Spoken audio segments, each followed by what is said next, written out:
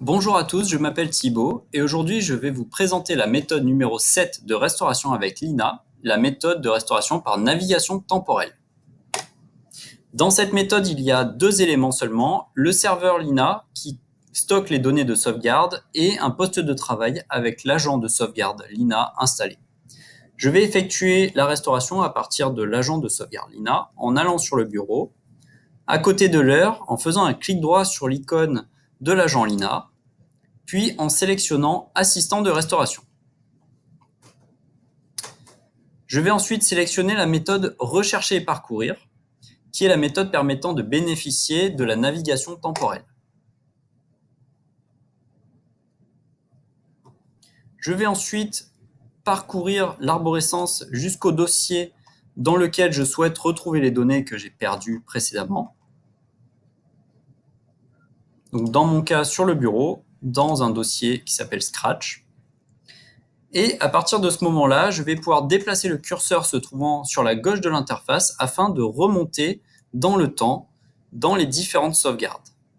Donc par exemple, je vais pouvoir sélectionner la sauvegarde du 18 juillet et voir toutes les données telles qu'elles étaient à cette date précise. J'ai des nouveaux fichiers qui sont apparus et je retrouve le fichier que je souhaitais restaurer qui est le fichier PowerPoint qui se trouve ici. Je le sélectionne et je vais ensuite pouvoir lancer la restauration. À noter qu'il y a aussi une autre option intéressante qui est l'option de comparaison.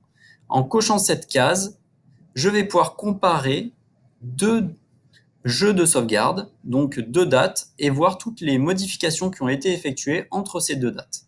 Donc, grâce au pastis, je peux identifier les fichiers qui ont été supprimés, comme ce fichier-ci, ainsi que les fichiers qui ont été ajoutés entre les deux dates de sauvegarde.